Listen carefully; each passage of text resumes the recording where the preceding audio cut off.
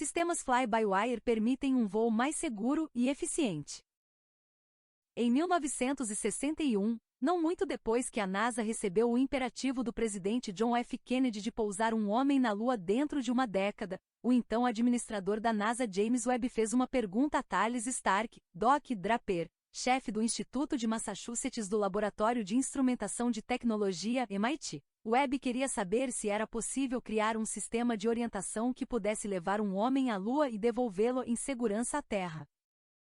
O Doc Draper foi pioneiro no campo da navegação inercial, o uso de instrumentos como giroscópios e acelerômetros para fornecer orientação para um veículo, e o laboratório desenvolveu os sistemas de orientação para os primeiros mísseis balísticos da nação e até realizou trabalhos na década de 1950 em uma sonda autônoma que poderia encontrar seu caminho para Marte e voltar. A resposta do Dr. Draper foi um sim definitivo.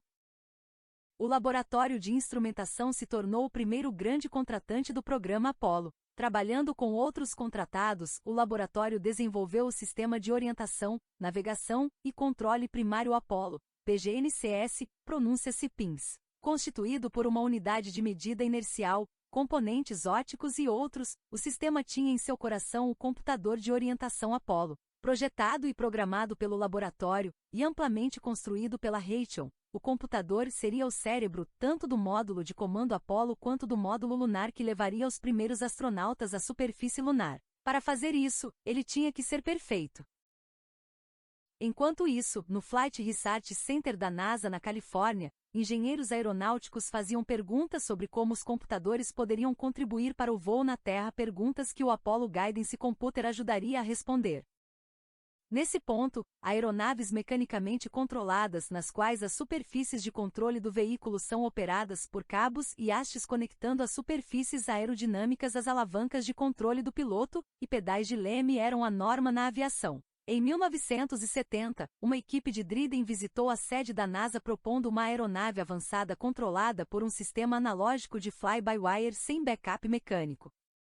A ideia de voar uma aeronave eletronicamente não era nova. Em um sistema fly-by-wire, um computador coleta dados do sensor dos controles do piloto e envia esses sinais por meio de fios para atuadores que decodificam os sinais e movem as superfícies de controle da aeronave de acordo. Os pesquisadores de Dryden desenvolveram uma experiência significativa em controles eletrônicos de voo por meio do desenvolvimento de aeronaves experimentais. Na verdade, o Lunar Landing Training Vehicle da NASA usado para treinar os comandantes da espaçonave Apollo empregou um sistema fly-by-wire analógico sem backup mecânico, tornando-o o primeiro veículo fly-by-wire genuíno.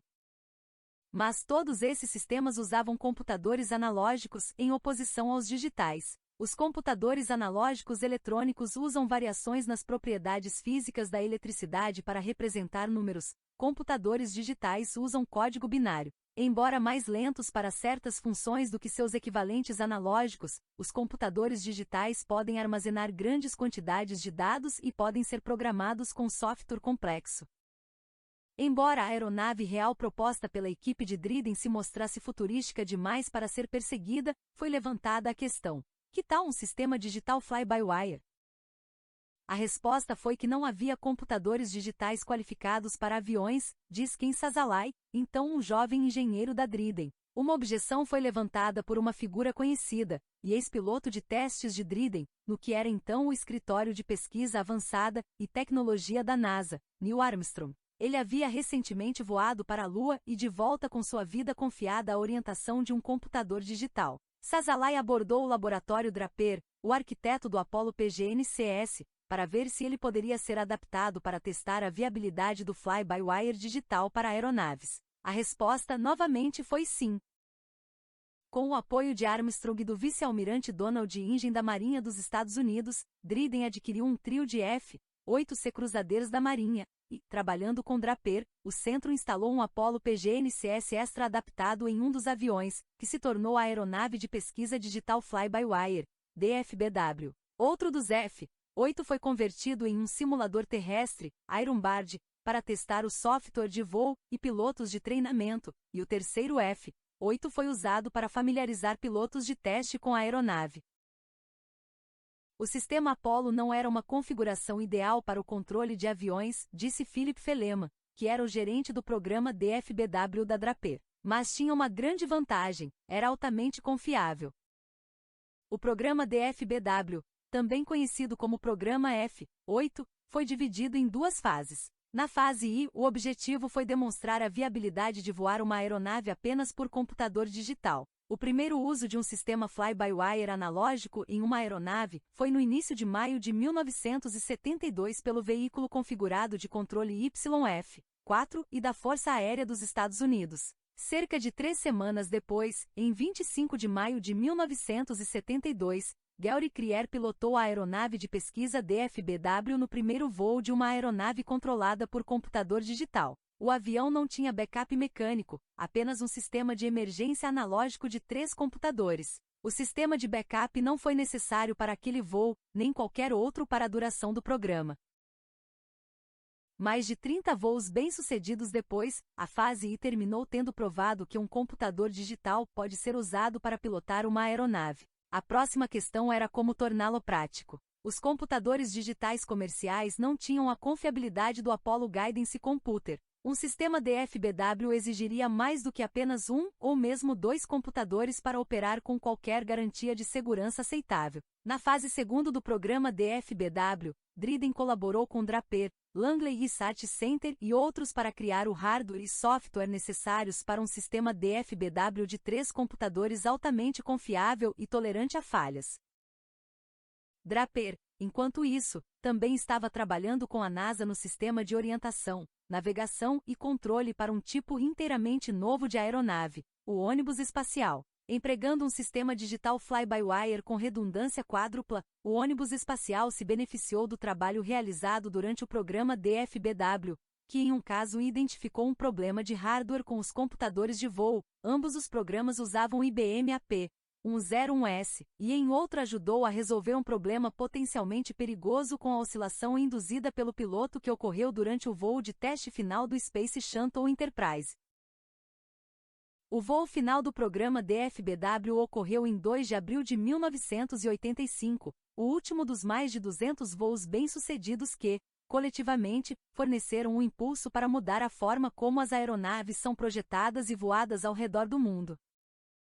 Algumas das técnicas que desenvolvemos na época ainda estão sendo usadas, e isso gerou a revolução digital fly-by-wire, diz Sasalai, que se tornou o diretor central da Driden antes de se aposentar em 1998. Nos comunicamos com todos os principais fabricantes de aeronaves e conseguimos transferir grande parte da tecnologia.